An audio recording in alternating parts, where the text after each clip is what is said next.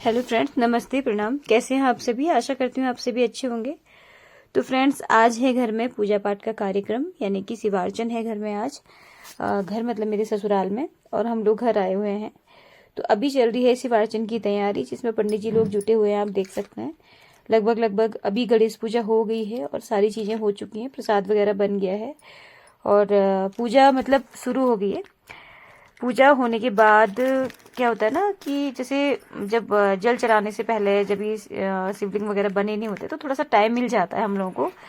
तो अभी मैं क्या कर रही थी, वीडियो वगैरह बना रही थी। मैंने कहा कि चलो थोड़ा सा इसको रिकॉर्ड कर लेते हैं, और ब्लॉगिंग जब करूँगी तो थोड़ा सा वीडियो भी चाहिए होती है उस समय। तो ये सारी चीज़ें मैं कर रही थी। अभी मैं पंडित जी से बातें भी करी थी बीच बीच में।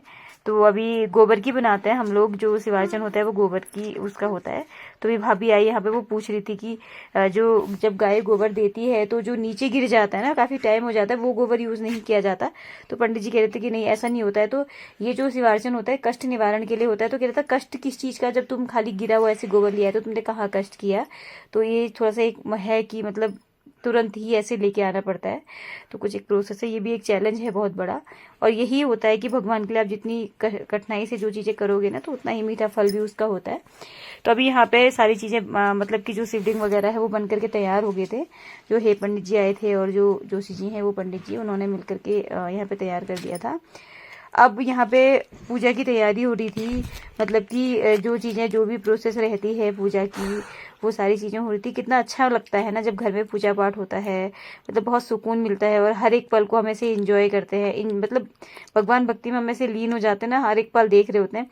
और सबसे बड़ी बात पता है क्या होता है, जब भी हम इतनी बार, मतलब इतने साल हो गए मेरी शादी को, और हर जब से शिवार्चन उठा है ना, तो हर साल ही लगातार शिवार्चन होता है। और जब भी शिवार्चन होता है ऐसा लग रहा है आज पहली बार हो रहा है। हर चीज़ को नई नई चीज़ें सीखने के लिए भी मिलती हैं। मतलब इंसान क्या होता है ना, भूल जाता है, हम उतनी बार भूल जाते हैं। और हर एक चीज़ नई नई होती है, कुछ कुछ चीज़ें याद रहती है, कुछ कुछ चीज़ें हम फिर से भूल जाते हैं, अरे ये भी होता है, अरे ये भी होता है। तो जैसे कि सब जानते हैं भोलेनाथ के उसमें रोट भेंट जो बनती है, उसका जो प्रसाद चढ़ता है वो भी बनता है। तो मेरे साथ तो अक्सर होता है, जब भी मैं रोट भेंट बनाती हूँ ना, तो उसमें मैं मतलब भूल ही जाती हूँ कि क्या क्या चीज़ें बनती हैं। एक गोल गोल पूड़ियाँ जैसी बनती हैं, और एक मोदक बनते हैं, और दूसरी भी एक दो चीज़ें और बनती हैं। तो सबकी अलग अलग मान्यता है, कोई कुछ कहता है, कोई कुछ कहता है। तो अभी हमने उसमें जो प्रसादी बनती है ना, उसमें एक रोट बनती है और एक मोदक बनते हैं, और जो कुंडल होते हैं शिव जी के वो बनते हैं। और शायद भी एक दो चीज़ें कुछ बनती हैं, मुझे लग रहा है मैं कुछ मिस कर रही हूँ। तो बहुत सारी चीज़ें होती हैं ना। यही तो कहा जाता है कि आपका जो एक्सपीरियंस होता है, आपका जो नॉलेज होता है, आप कितनी चीज़ें याद करके रख पा रहे हो। और मतलब बहुत सारी चीज़ें होती हैं। और हमेशा लगातार शिवार्चन करो ना, उसके बाद भी हम पंडित जी से कहते हैं कि लिस्ट बना दो, सामान क्या क्या लगता है लिस्ट बना दो। बट नई चीज़ें याद रहती हैं, बहुत सारी चीज़ें होती हैं, क्योंकि कहते हैं ना जिसका काम उसी को साजे। मतलब कि और करे तो डंका बाजे, यानी कि ढोल बाजे। मतलब जो जो जो काम, जिस चीज़ को, जो इंसान जिस काम को करता है ना, तो वो उसको परफेक्ट तरीके से कर सकता है। और लोग जो करते हैं, मतलब करने की कोशिश हर इंसान करता है, बट नहीं हो पाता। शायद मैं सही कह पा रही हूँ।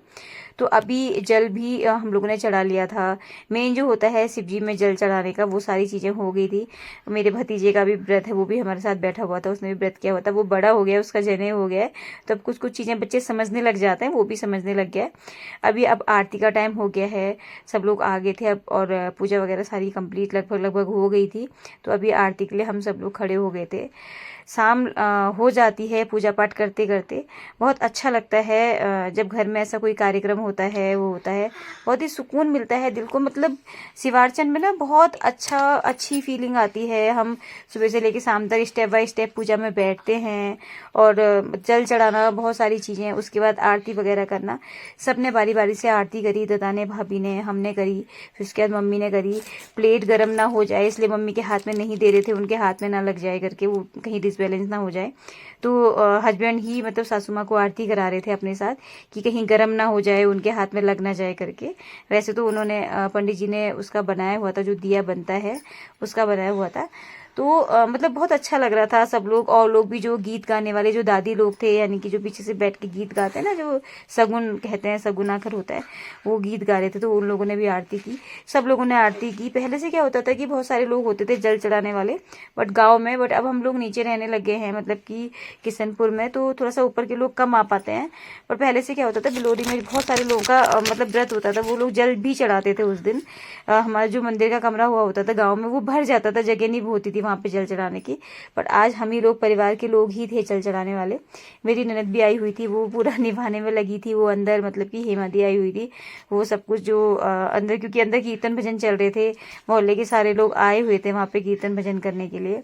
बहुत अच्छा लगता था। ये दादी लोग हैं जिन्होंने सगुन वहां पे जो बोलते हैं, जो गाते हैं, वो गाया था, गीत जिन्हें बोलते हैं। तो मेरे मायके में अलग बोलते हैं, फाग वर्ड बोला जाता है मेरे मायके साइड को, बट इधर को गीत और सगुन बोलते हैं। सगुन तो कहीं भी बोलते हैं, बट यहाँ को शायद मेरे ख्याल से ज़्यादा गीत बोला जाता है उन चीज़ों को। तो जो भी जैसे पूजा में, शादी में, जनेऊ में जो बोले जाते हैं, जो गाया जाता है एक लय के साथ, वो चीज़ें, उसकी बात मैं यहाँ पे कर रही हूँ। तो आज फाइनली शिवार्चन कंप्लीट हुआ। शिवार्चन पूजा पाठ आरती वगैरह हुई, और बाहर से जो है खाने की प्रोसेस चल रही थी। हमने जितने भी लोगों को खाने के लिए बुलाया था, तो हमारे ही गांव के देवर हैं जिनसे हमने खाने के लिए, बनाने के लिए मतलब कहा था, वो बहुत ही हेल्पफुल नेचर के हैं।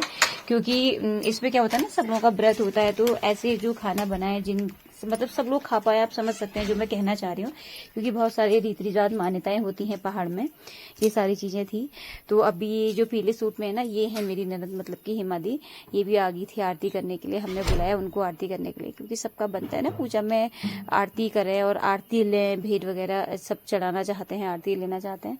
और ये होता भी है कि जब आप पूजा कर रहे हो तो हर किसी के पास आरती ले जाकर के आप उनको आरती दो। आरती कोई भी लेना चाहता है और देनी भी चाहिए। तो अभी यहाँ पे पूजा का कार्यक्रम हुआ कंप्लीट। उसके बाद हम लोग अंदर आए, और यहाँ पे देखो आप, कीर्तन भजन भी चल रहे थे और डांस भी चल रहा था। मतलब मजा ही आ जाता है गांव में। आप जब जाओगे ना, आप देखोगे मतलब इतने अच्छे तरीके से भजन लोग गाते हैं ना। जब मैं मंदिर में मैं बैठी थी तो वहीं पे सुनाई दे रहे थे भजन, बहुत ही सुंदर।